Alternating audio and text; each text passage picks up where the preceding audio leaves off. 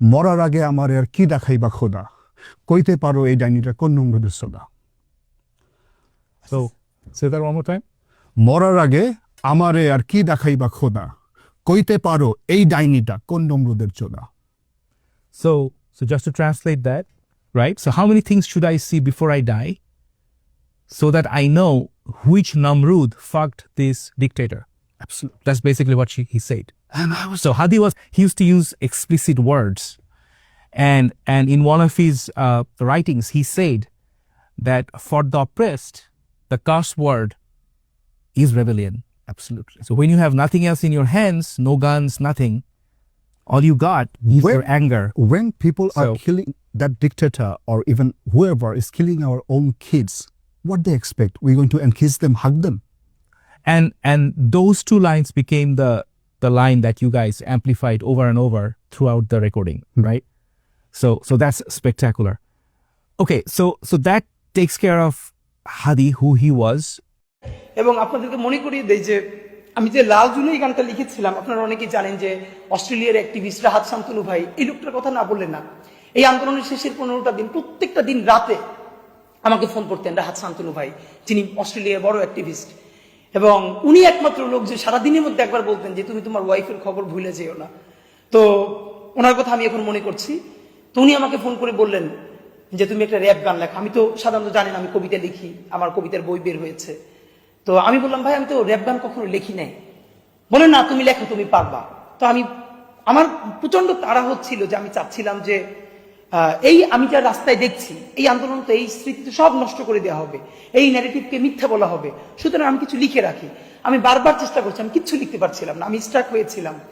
তখন হঠাৎ করে ভাই উনি যখন ফোন করে বললেন যে তোমাকে একটা র্যাপ লিখতে হবে, আমি 2বার বসলাম, আমি দেখি কিচ্ছু মাথা থেকে আসলাম না। ভাইকে আবার ফোন দিয়ে বললাম ভাই আমি তো কখনো র্যাপ লিখি না, আমি পারি না। তখন উনি আমাকে দারুণ ট্যাক্টফুলি হ্যান্ডেল করলেন। উনি বললেন কি আচ্ছা শোনো, তোমার গান লিখতে হবে না, তুমি তো এই গত 10 দিন ধরে রক্তের মধ্যে দাঁড়িয়ে আছো। কারণ আমি যা দেখতাম প্রতিদিন ওনাকে এসে বলতাম যে ভাই আমি আমার সামনে দেখতেছি কি হচ্ছে। তখন উনি বললো তোমার কোনো গান লেখা লাগবে না, তুমি ধরো আজ থেকে 50 বছর পর বাংলাদেশের মানুষ জানবে না আজকে কি হয়েছে, তুমি ইতিহাস লেখো, তুমি কি দেখছো, তুমি কিসের মধ্যে দাঁড়িয়ে আছো সেইটা লেখো, তাতে গান হলে হোক না হলে না হোক। এই যখন আমাকে বললো আমি লিখতে শুরু করলাম। আমি কি দেখেছি অদ্ভুত ব্যাপার, 1 ঘন্টা পরে আমি যা লিখলাম, এরপরে আমি দেখলাম যে আমার সারা শরীর কাঁপছে, আমি কান্না করছি। এবং ভাইকে আমি পাঠানোর পরে উনি আমাকে বলল তুমি তো আমাদের রাবণ মিয়া। এই কথাটা আমার মনে আছে, কারণ আমি এটা গান হয়ে উঠবে কি উঠবে না এটা আমার চিন্তা ছিল না, আমার মাথায় ছিল আমি যা দেখেছি। এর মধ্যে এরকম আছে লাকে আপনারা জানেন যে হাতটা আছে পাটা নাই, পা আছে তো হাতটা নাই, আঙুলগুলো কাইটে পড়ছে, আমার বলার শক্তি নাই, মরার আগে আমার আর কি দেখাইবা খোদা, কইতে পারো এই ডাইনিটা কোন নমরুদের চোদা। এটা কিন্তু আমার গানের লাইনের মধ্যে আছে। আপনাদের মাধ্যমে জানাই ইউটিউবে লাল জুলাই গানটা সার্চ দিলেই এটা পাওয়া যাবে। জুলাই নিয়ে এখন পর্যন্ত এরকম গান দ্বিতীয়টা হয় নাই, প্রত্যেকটা মানুষ অসুস্থ হয়ে যাবে। আর এই গানের একটা লাইন আমি বাহির থেকে চিন্তা করি নাই, ঠিক আমি যে রক্তের মধ্যে দাঁড়াইছিলাম, আমি যা দেখেছি যে এপিসিতে মুখটা পিষে দিচ্ছে, মুখ থেতরে দিচ্ছে, মুখ থেকে দেখা চিনা যাচ্ছে না, হাতটা কাইটে পড়তেছে, হাত আছে পা নাই, পা আছে হাতটা নাই, আপনি নিতে পারবেন না। আমি আপনাকে বলি ভাই এই আন্দোলনের পরে 3-4 মাস রাতে আমি চিৎকার করে উঠছি ঘুমের মধ্যে, আমার মনে হয়েছে যে এইগুলো আমার সামনে এখন ভাসতেছে। তো এই গানটা শুনলে এখনো আমি কেঁপে উঠি। আপনাদেরকে অনুরোধ করি যে লাল জুলাই গানটা, এটা আমার লেখা, ইনকিলাব মঞ্চের ফিচারিং, আপনারা প্লিজ শুনবেন। তো এই হয়ে হয়ে তো বাংলাদেশ স্বাধীন হয়ে গেল। তো এই কথা যদি আমরা বলতে শুরু করি আমি জানি না কত দিন কত ঘন্টা পর বলতে পারবো।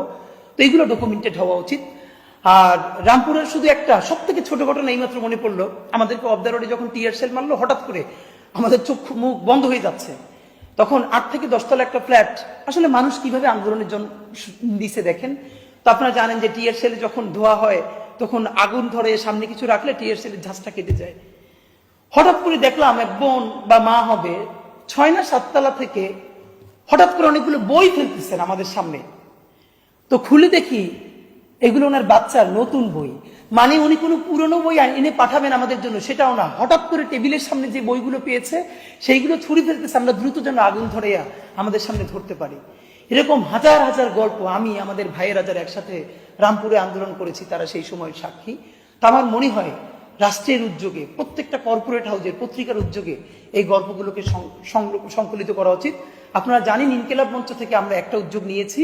প্রথমত এই যে হাজার হাজার গ্রাফিতি, যেই গ্রাফিতিগুলো মুছে দেওয়া হয়েছে, আমরা উদ্যোগ নিয়ে আবার সেই গ্রাফিতিগুলো অনেক জায়গায় এঁকেছি। দেখেন, একটা গ্রাফিতি আঁকতে লাগে একদিন, মুছতে লাগে 10 মিনিট, আবারও মুছে দেওয়া হচ্ছে।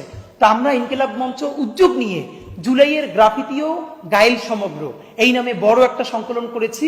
এখানে সারা বাংলাদেশের যত গ্রাফিতি আছে সেই গ্রাফিতির একটা করে ছবি আমরা প্রায় 5 শতাধিক গ্রাফিতি সংকলন করেছি এবং এটা 21শে বইমেলা আমাদের ইনকিলাব মঞ্চের স্টলে আমরা উদ্বোধন করেছি।